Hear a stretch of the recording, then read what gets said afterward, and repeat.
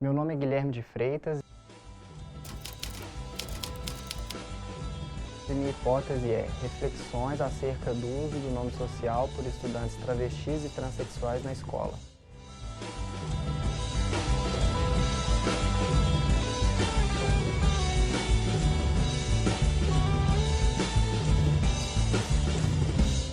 A pesquisa do Guilherme, que foi me orientando, ela é um recorte de uma pesquisa maior que investiga as ressonâncias do nome social e da presença de travestis e transexuais na escola.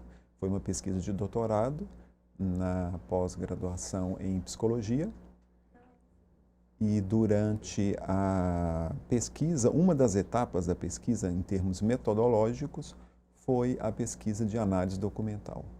A análise documental foi feita da resolução do Conselho Municipal de Educação de Belo Horizonte, a resolução número 002 de 2008, que é uma resolução que prevê e garante o uso do nome social por estudantes travestis e transexuais na rede municipal de educação de Belo Horizonte. A resolução, né, é o documento feito pelo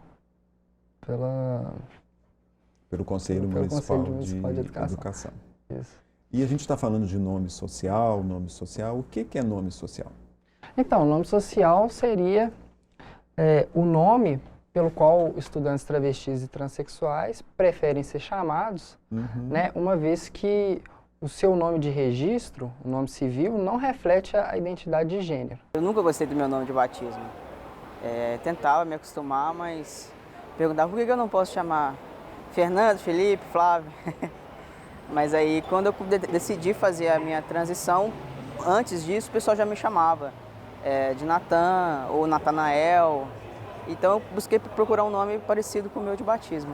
Eu não tenho nenhum problema em falar, meu nome de registro é Natália. Então, eu procurei pegar um nome mais fácil para minha família acostumar e com significado parecido também. Eu sempre gostei de Natan. Então, aí eu peguei o Natan e o Felipe, que eu gosto muito também. Então, é Natan Felipe.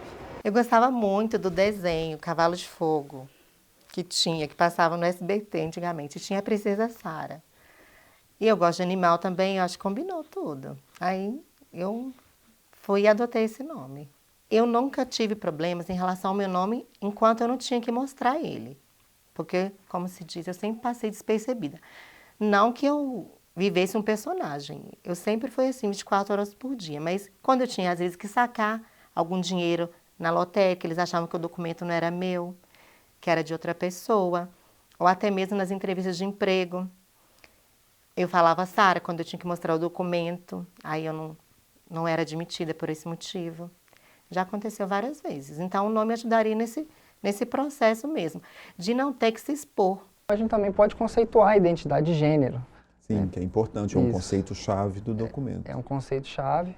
A gente utiliza muito esse conceito na nossa análise documental, que identidade de gênero seria o senso que a pessoa tem, né, de si mesmo, né, sendo de acordo com o gênero que ela pertence, se é masculino, feminino, ou então uma combinação dos dois, né, isso não tem nada a ver com o sexo biológico, né, isso é uma construção sócio-histórica, cultural. Né? Então, uma pessoa pode ter um sexo anatômico masculino, mas ter uma identidade de gênero feminina. Isso. E vice-versa. Isso. A gente percebe na nossa pesquisa, né, através do nosso referencial teórico, essa descontinuidade, né, entre sexo, gênero e desejo, que a gente, no nosso referencial teórico, a gente utiliza a Judith Butler como possibilidade para entender esses documentos. E é muito interessante isso, porque a gente tem uma ideia de que o sexo, o gênero e o desejo são acoplados, né? Então, homem, né, pênis, heterossexual e esse campo de estudo, né, essas possibilidades, a travestilidade, a transexualidade, vem para nos mostrar que não está colado desse jeito, que há uma descontinuidade entre sexo, gênero e desejo. Esse detalhe que você ressalta é muito importante. e pensar no impacto disso na escola. Né? A escola já tem toda uma estrutura, né, com seus ritos, com seus ditos, com seus interditos, e surge uma estudante travesti ou um estudante transexual que entra na escola e, de certa forma, desestabiliza, né, causa um certo incômodo naquela normatização que acontece na escola. Uma das coisas que afastam as pessoas trans da universidade, do ambiente de ensino em geral, é o preconceito que elas sofrem. E o nome delas, o nosso nome de registro, é um motivo desse preconceito, desse constrangimento. Coisas que são simples para as pessoas cisgêneras, para aquelas pessoas que se identificam com o gênero que lhes foi designado quando nasceram, eu não consigo fazer, por exemplo. Para ir ao médico é um processo difícil, porque o médico ele não tem nenhum conhecimento sobre o que é transexualidade, então a gente chega lá, a gente tem que explicar. Muitos médicos não aceitam nos atender por causa disso. Para ir para a escola mesmo, muitas pessoas trans desistem da escola porque elas não se sentem bem lá, porque elas são vítimas de preconceito a todo momento. Eu sempre brincava com as meninas, sempre brinquei de casinha, de secretária, de modelo, eu nunca gostei de ficar brincando com os meninos. Aí, a partir da adolescência, quando eu fui, né, pro fundamental, aí começou a mudar, porque a adolescência, o corpo começa a transformar, e na minha cabeça meu corpo ia transformar para me tornar uma mulher mesmo. Aí eu tive que mudar de escola, eu era aluna nova, aí todo mundo perguntando quem era aluna nova, e na hora da chamada não era aluna, foi um auê.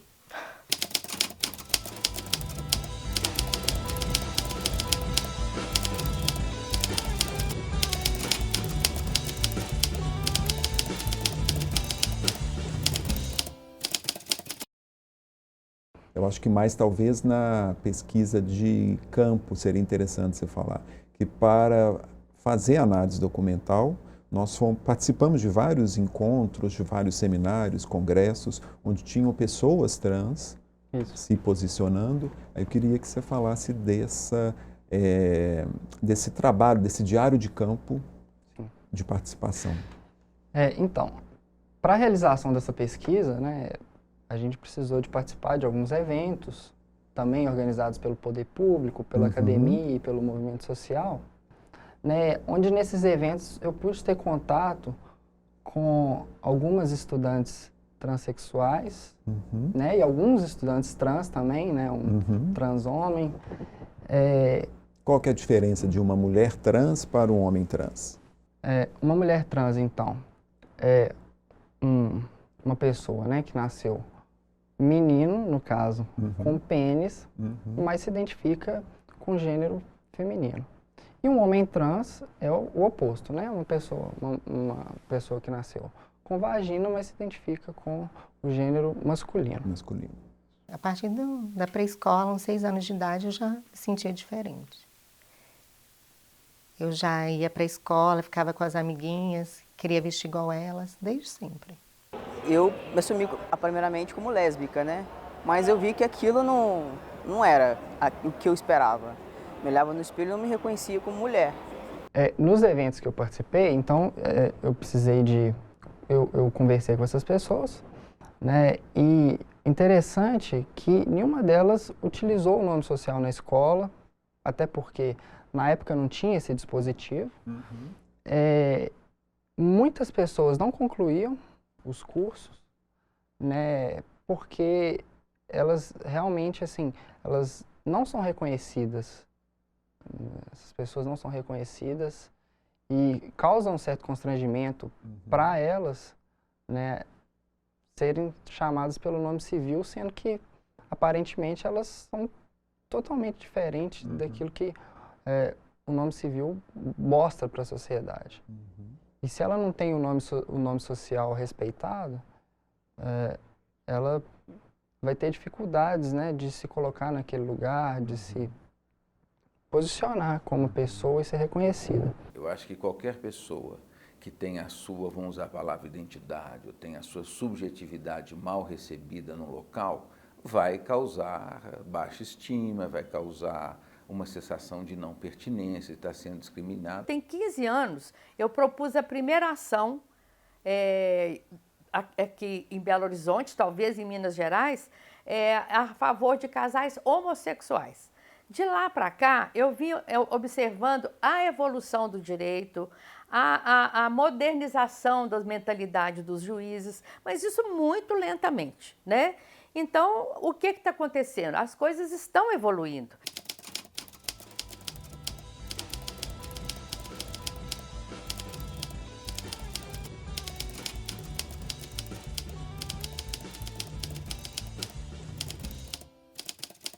O processo de mudança de nome civil aqui no Brasil é muito burocrático, muito.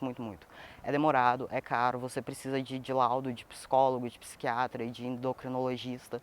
E não é todo mundo que tem essa grana porque você tem que pagar o advogado, você tem que pagar todos os médicos, e aí você tem que esperar. E aí depende da boa vontade do juiz, dele olhar para você e falar assim, não, eu acho que você é um homem, então eu vou aceitar você mudar, porque isso não tem nenhuma resolução que fale como o juiz deve agir nesse caso. Hoje em dia é difícil, porque nem todo mundo tem acesso aos médicos, né? E para fazer essa retificação precisa do laudo do psicólogo e do psiquiatra. Então nem todo mundo tem esse acesso. Então todo mundo e nem dinheiro para pagar o advogado.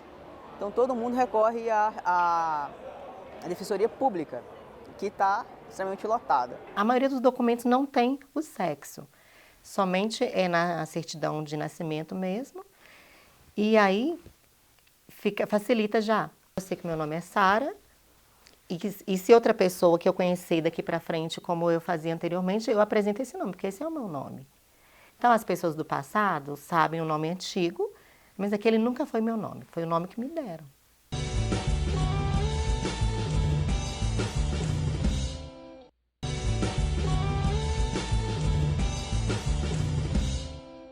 O interessante que em um desses eventos que a gente estava participando, tinha uma impressora do cartão SUS.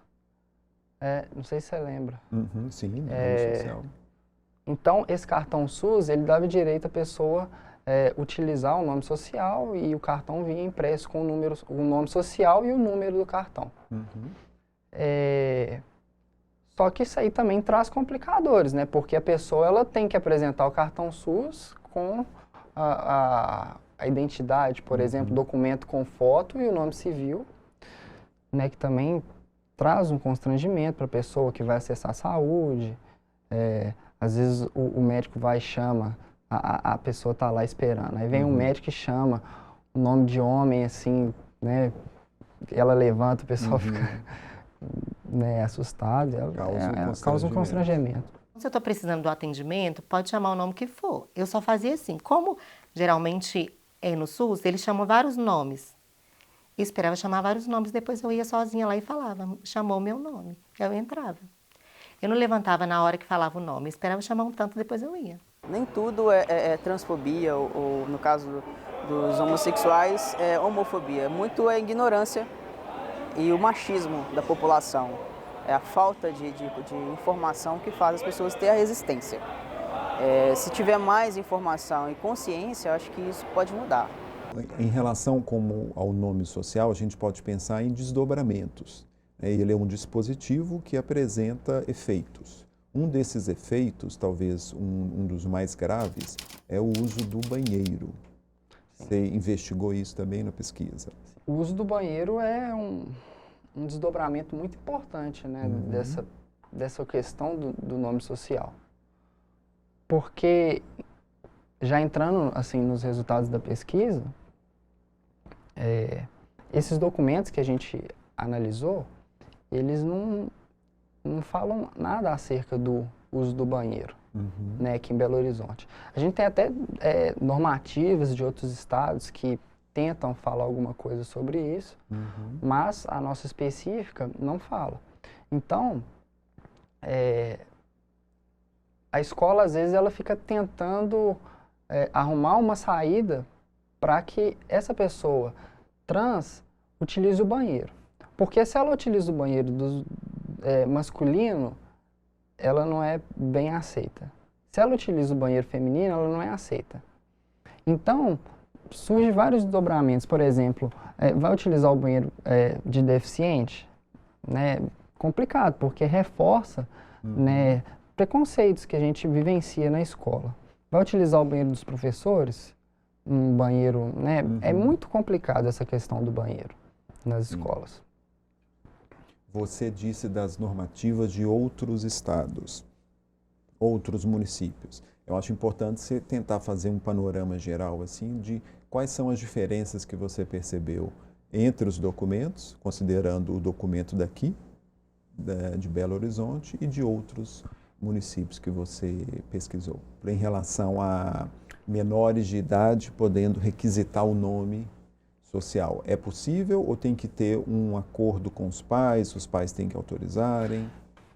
Se a gente for pegar, geralmente, nesses documentos que a gente fez um levantamento, tem 3 modos da pessoa utilizar, né, acerca da idade. Então, só os maiores de 18 anos podem utilizar. Tem normativas que falam que os menores de 18 anos, com autorização dos pais, né, e as normativas que falam que menores de 18 anos podem utilizar. Mas isso, né, é uma questão também polêmica nas normativas. É uma coisa que não tem muito consenso, né, acerca disso. Sim, porque esse documento ele não está desconectado da Constituição, ele não está desconectado do Estatuto da Criança e do Adolescente, que são documentos anteriores, né, que têm um exercício mais ampliado do que a resolução.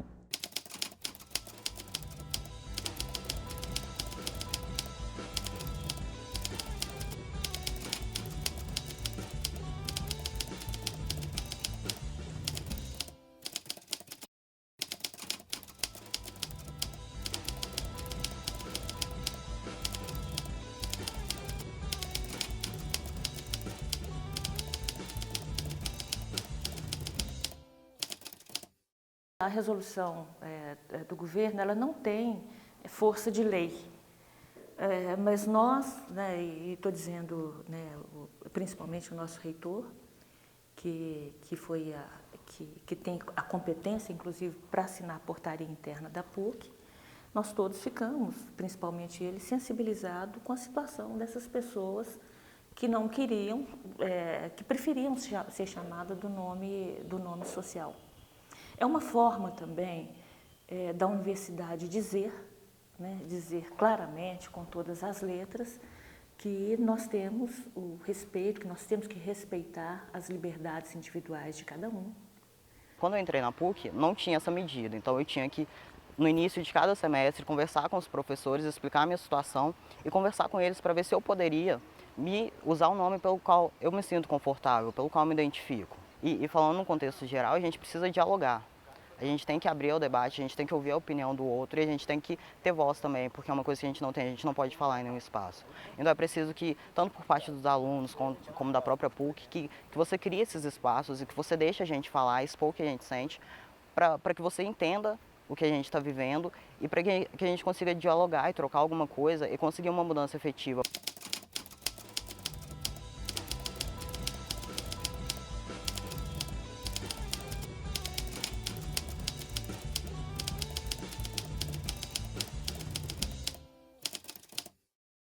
Não queremos preconceito dentro da universidade, nem preconceito de gênero, nem preconceito de raça, nem preconceito em relação, por exemplo, às escolhas religiosas, né?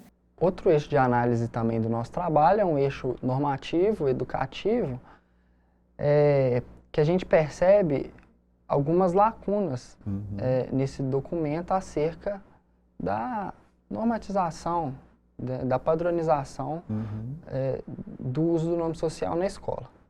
Então, a gente percebe, por exemplo, que não tem um prazo para que as pessoas tenham, de fato, o nome social lá na chamada, por exemplo, nos documentos internos da escola.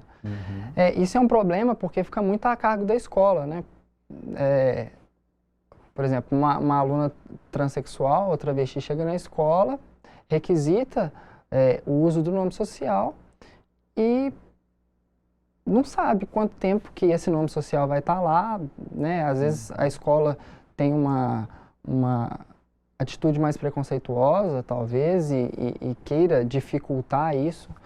Essa é uma dificuldade, né, do documento. Outra dificuldade é que não tem um formulário próprio, né, fica a cargo também da secretaria da escola, da direção da escola, definir isso. Uma coisa assim, muito importante que a gente percebeu no documento, que ele não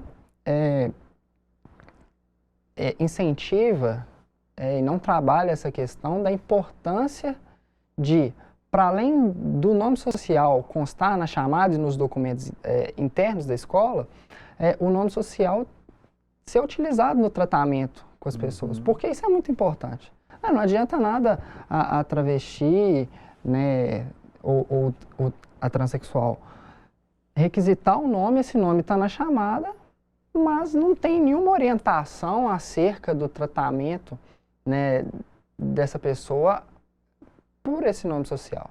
O primeiro ponto foi essa análise documental, é perceber como que esses documentos foram construídos e como que eles chegam na escola. O segundo ponto de análise da pesquisa como um todo é justamente o impacto disso no cotidiano. Quais são as dificuldades, quais são as resistências dos professores, dos funcionários. É importante a gente pensar que a funcionária da secretaria que vai receber esse aluno ou aluna também tem que ter um preparo para receber a direção, a coordenação, o porteiro da escola, o segurança, né, a biblioteca. Então é pensando nesses múltiplos atores dentro da escola e como que isso pode impactar o acolhimento ou não de estudantes travestis e transexuais. Quando se fala em transexualidade, transgeneridade, travestilidade, ninguém sabe o que é. É uma coisa que você vê na TV, que você conhece de longe, mas quando você vê frente a frente, você não sabe dar um nome para aquilo. Então o seu primeiro contato já é um contato preconceituoso, porque você já começa a colocar o seu padrão de gênero, o seu padrão do que é ser homem ou ser mulher sobre aquela pessoa. Nós temos dificuldade, num primeiro momento, de aceitar qualquer tipo de mudança. Qualquer tipo de mudança social, ela gera preconceito, porque ela abala as nossas convicções, né? A gente sabe que o número ainda é muito pequeno de alunos trans que procuram a rede municipal, mas é um processo a longo prazo, né? Processo de formação e de acompanhamento. Eu acho que é importante a gente ter como norteador, né, que as pessoas têm o direito de... Todo mundo tem o direito de estudar, de ir para a escola, isso é muito importante. Né? Então, o nome social, ele é importante porque a curtos passos, né, a gente consegue começar a pensar numa escola mais plural, uma escola que consegue lidar melhor com a diversidade. O nome social, ele possibilita que essa temática, né, das travestilidades, das transexualidades, entrem na discussão. Eu acho que, assim, esse é o maior ganho do nome social, da implantação do uso do nome social, é isso. Uma espécie de vitrine, talvez a gente possa dizer, para dar visibilidade à população trans, que até então era invisibilizada, não tinha os direitos garantidos, né? Ela não é um dispositivo final, né? Ela é um início de conversa, ela é um início de luta por direitos políticos, sociais e civis. A gente não pode desistir de ser aquilo que a gente sonha. A gente vai olhar no espelho, mesmo que fisicamente a gente não se vê, mas por dentro a gente está ali. Então sempre lutar. Um dia a gente consegue. Se você não vai fazer nada de bom para aquela pessoa, se você não vai contribuir para o bem dela, ajudar ela de qualquer forma que seja, que você possa, com as suas mãos mesmo, ou procurando algum órgão, alguma coisa que possa ajudar aquela pessoa, deixa ela do jeito que ela está. Porque a vida toda as pessoas me enxergavam, mas não para me ajudar. Somente para querer me ofender, para falar coisas que eu não era. Mas apesar disso, eu nunca acreditei naquilo. Eu sempre soube o que eu era e sei o que eu quero. Independente do que os outros pensam, isso não vai mudar.